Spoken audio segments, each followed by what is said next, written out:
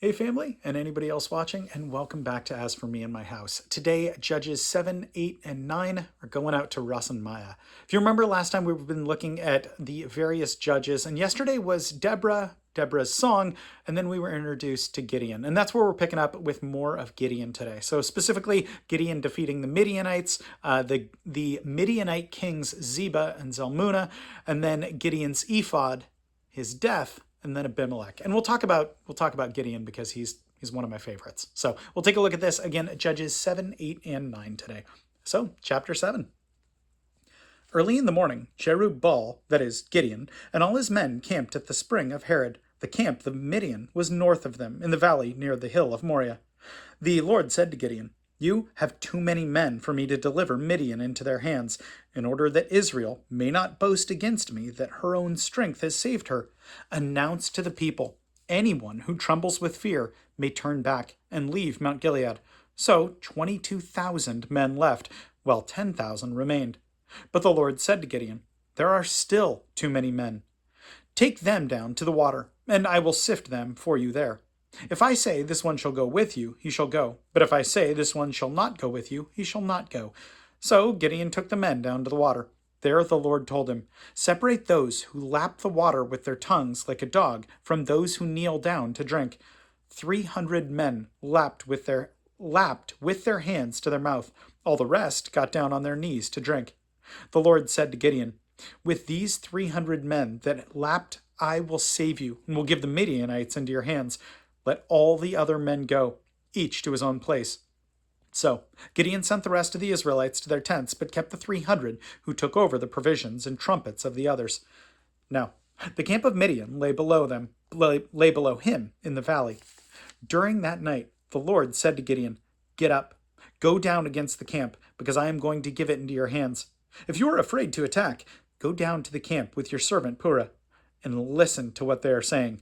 Afterward, you will be encouraged to attack the camp." So he and Purah, his servant, went down to the outpost of the camp. The Midianites, the Amalekites, and all the other eastern peoples had settled in the valley, thick as locusts. Their camels could no more be counted than the sand on the seashore.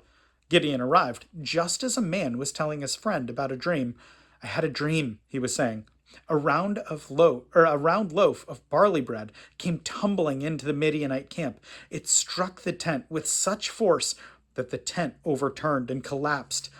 His friend responded, "This can be nothing other than the sword of Gideon, son of Joash the Israelite. God has given the Midianites and the whole camp into his hands." When Gideon heard the dream and its interpretation, he worshipped God. He returned to the camp of Israel and called out, "Get up! The Lord has given the Midianite camp into your hands."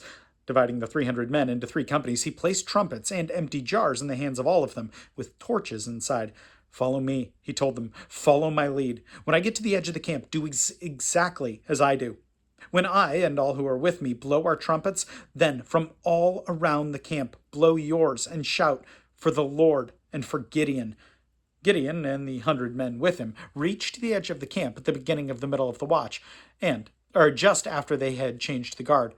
They blew their trumpets and broke the jars that were in their hands. The 3 companies blew their trumpets and smashed the jars, grasping the torches in their left hands and holding in their right hands the trumpets they were to blow. They shouted, "A sword for the Lord and for Gideon."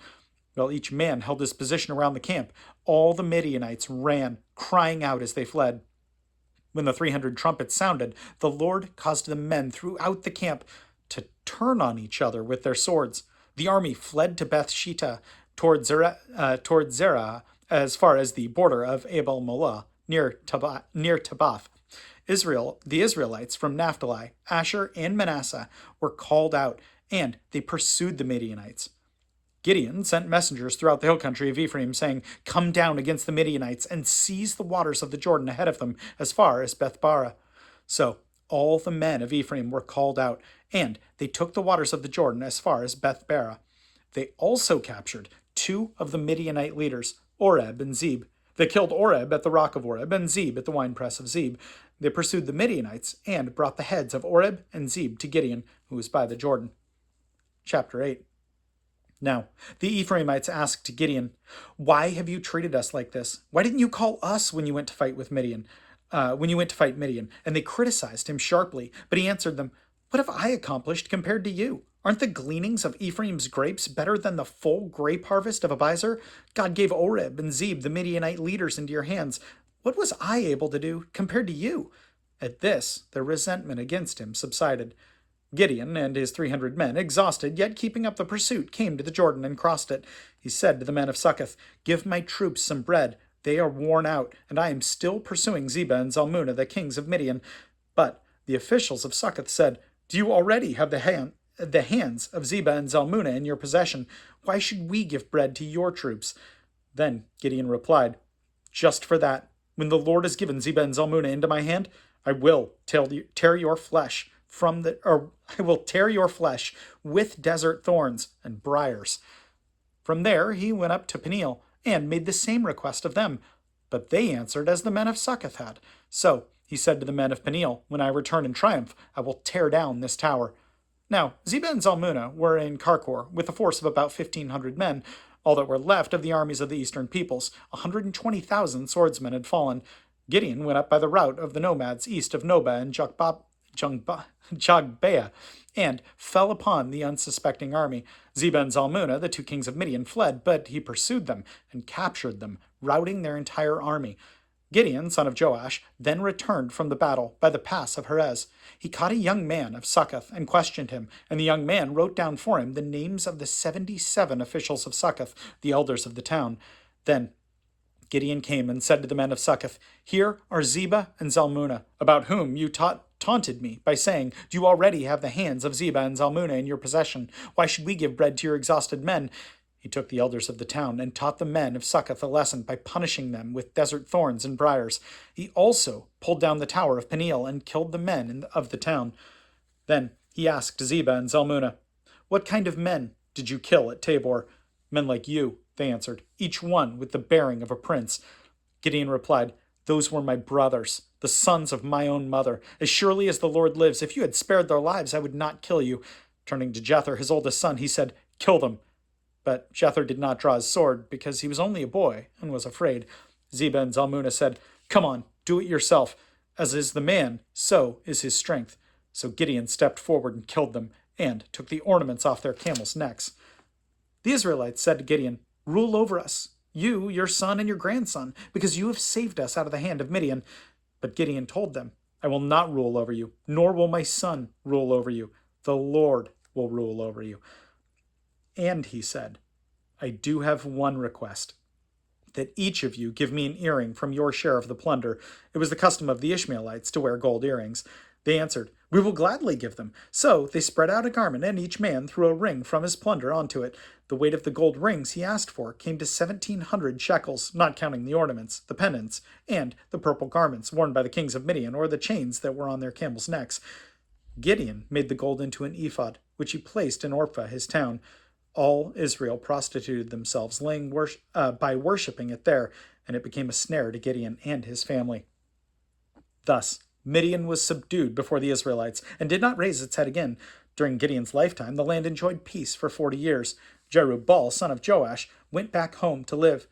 He had 70 sons of his own, for he had many wives. His concubine, who lived in Shechem, also bore him a son, whom he named Abimelech. Gideon, son of Joash, died at a good old age and was buried in the tomb of his father Joash in Orpah of the Abiezrites. No sooner had Gideon died than the Israelites again prostituted themselves to the Baals. They set up Baal-berith as their god, and did not remember the Lord their God, who had rescued them from the hands of all their enemies on every side. They also failed to show kindness to the family of Jerubbaal, that is Gideon, for all the good things he had done for them. Chapter 9. Abimelech, son of Jerubbaal, went to his mother's brother in Shechem, and said to them, and to all his mother's clan, "Ask all the citizens of Shechem, which is better for you, to have all 70 of Jerubbaal's sons rule over you, or just one man? Remember, I am your flesh and blood." When the brothers repeated all this to the citizens of Shechem, they were inclined to follow Abimelech, for they said, "He is our brother." They gave him 70 shekels of silver from the temple. They gave him 70 shekels of silver from the temple of Baal-berith, and Abimelech used it to hire reckless adventurers. Thank you, sweetie. Abimelech used it to hire reckless adventurers who became his followers. He went to his father's home in Orpah, and on one stone murdered his 70 brothers, the sons of Jerubbaal. But Jotham, the youngest son of Jerubbaal, escaped by hiding. Then all the citizens of Shechem and Beth Milo gathered beside the great tree at the pillar in Shechem to crown Abimelech king. When Jotham was told about this, he climbed up to the top of Mount Gerizim and shouted to them, "Listen to me, citizens of Shechem, so that God may listen to you." One day, the trees went to anoint a king for themselves. They said to the olive tree, "Be our king." But the olive tree answered, "Should I give up my oil, by which both gods and men are honored, to hold sway over the trees?" Next, the trees said to the fig tree, "Come and be our king." But the fig tree replied, "Should I give up my fruit, so good and sweet, to hold sway over the trees?" Then the trees said to the vine, "Come and be our king." But the vine answered, "Should I give up my wine, which cheers both gods and men, to hold sway over the trees?" Finally, all the trees said to the thorn bush, "Come and be our king." The thorn bush said to the trees, "If you really want to anoint me king over you, come and take refuge in my shade. But if not, then let fire come out of the thorn bush and consume the cedars of Lebanon." Now, if you have acted honorably and in good faith when you made Abimelech king, and if you have been fair to Jerubbaal and his family, and if you have treated him as he deserves, and to think that my father fought for you, risked his life to rescue you from the hand of Midian, but today you have revolted against my father's family, murdered his 70 sons on a single stone, and made Abimelech, the son of his slave girl, king over all the citizens of Shechem, because he is your brother. If then you have acted honorably and in good faith towards Jerubbaal and his family today, may Abimelech be your joy, and may you be his too. But if you have not, then let fire come out from Abimelech and consume you, citizens of Shechem and Beth Milo. And let fire come out from you, citizens of Shechem and Beth Milo, and consume Abimelech. Then Jotham fled, escaping to Beer, and lived there because he was afraid of his brother Abimelech. After Abimelech had governed Israel 3 years, God sent an evil spirit between Abimelech and the citizens of Shechem, who acted treacherously against Abimelech. God did this in order that the crime against Jerubbaal's 70 sons, the shedding of their blood, might be avenged on their brother Abimelech, and on the citizens of Shechem, who had helped him murder his brothers. In opposition to him, these citizens of Shechem set men on the hilltops to ambush and rob everyone who passed by, and this was reported to Abimelech. Now Gaal, son of Ebed, moved with his brothers into Shechem, and its citizens put their confidence in him.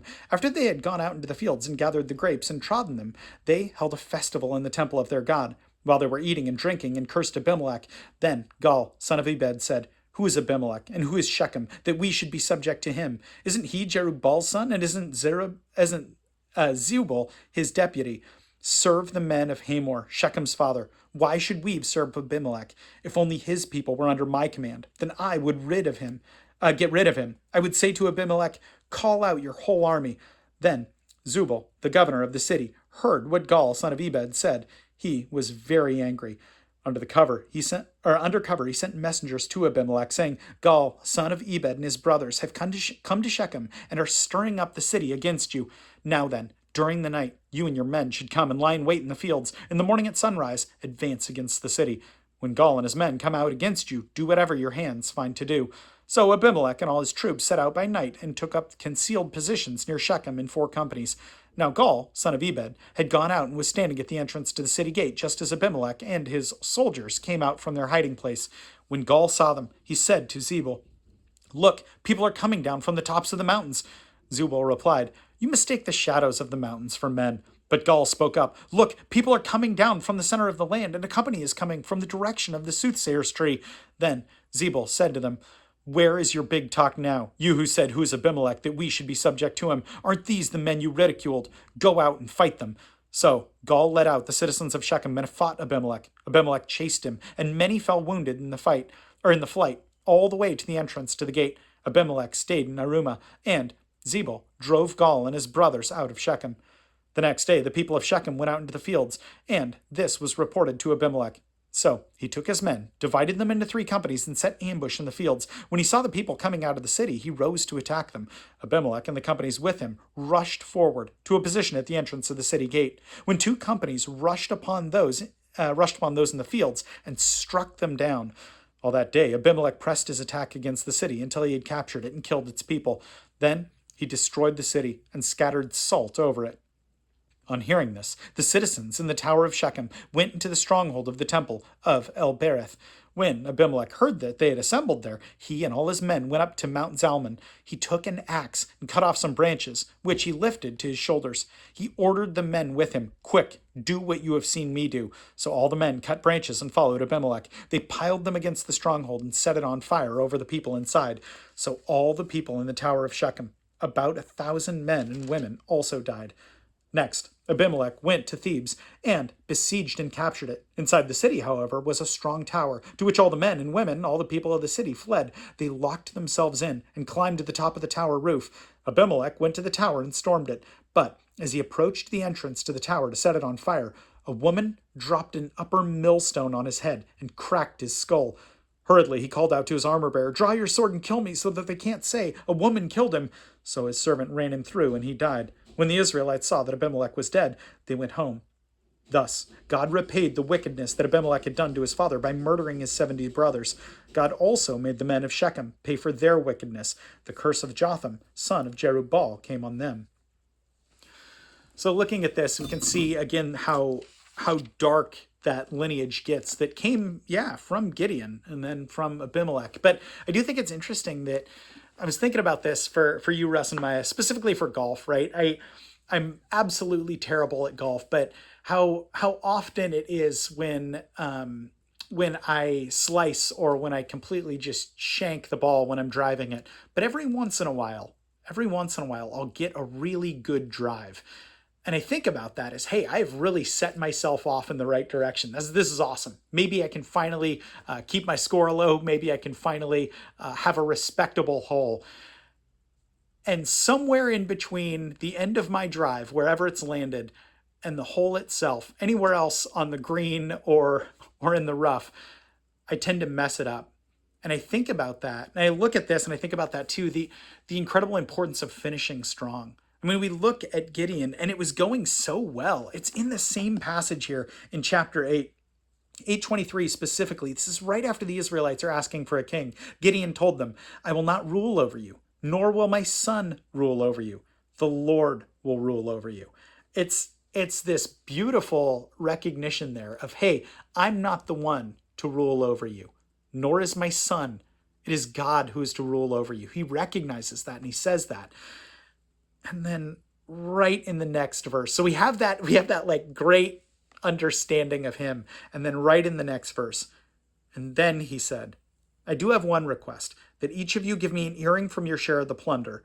And it goes on to have him take this gold and turn it into an ephod. That's in 27. Gideon made the gold into an ephod, which he placed in Orpah, his town. All Israel prostituted themselves by worshiping it there, and it became a snare to Gideon and his family. The importance of finishing strong, and it's so sad because I love Gideon. Every time I read this, I'm like, oh yeah, Gideon. I get so excited about him, like all that he's done. Like God says, hey, you have too many men. I'm going to take away these men. And how many men left? There are, anyone who trembles with fear may turn back and leave Mount Gilead. This is chapter 7, verse 3. So 22,000 men left, while 10,000 remained. So 2/3 of the people that are supposed to go with Gideon into war leave. And Gideon takes the 10,000 into battle. Or at least that's his plan. And God's like, no. Even with 10,000 men, you can say it was due to your strength. So he has Gideon separate them further. And God tells him, hey, the ones that lap up versus the ones that are on their knees, those 300, those are the ones I'm going to have you take into battle. And Gideon's obedience there, going into battle with 300 men, and God has given him confirmation, right? We know God has given him confirmation with the fleece. God has given him confirmation in the dreams of the Midianites that he's overhearing. And we see all this awesome stuff. And so we have this really cool foundation of Gideon, this great, great leader who doesn't finish strong. And how important is that for us to finish strong when we see this and we hear these stories? And it just reminds me, like, good grief, whatever God has set us to do, whatever our gifts are that God has allowed us to have while we're here on earth, how are we seeing those through? What work has God given us to see through? And are we finishing it strong? Did we start with a bunch of zeal and now we're tapering off? Or were we just as strong? I'm thinking about this in Joshua, when some of the men, I think it was Caleb, son of Jephunneh, he says, hey, I was 40 years old when God made me this promise to to live on the land that I'm now standing on. And now 40 years later, so the dude's 80, 40 years later, I'm just as strong as I am as strong as I am now as I was then. And I think that's a great reminder for us. Are we just as strong in the faith or in the calling or whatever it is as we used to be? And I know I can definitely wane on that, but I had to laugh because I was like, oh, good grief, that's a great golf analogy and how avid golf players you are, but worth praying about. So let's do it. My God, I thank you for your grace and your love. I thank you for your calling in our lives. Lord, give us the discernment that we need to figure out what that calling is, Lord. But also, Lord, help us to not only have passion in the moment for it and to have a fire in the moment, Lord, but may we continue to seek you throughout whatever task you have given us, God. May we continue to seek you and have passion that we may be just as strong today as we were before in following your word and seeking you out, Lord. God, I thank you so much for Russ and Maja, and I just thank you for the great joy that they are, Lord. And I thank you, Lord, so much for your son, Jesus. And it's in his name we pray. Amen. Well, Russ, Maja, holy moly, love you tons. For anyone else watching, know that I appreciate you so much as well, and I will plan on seeing you tomorrow. Have a good one.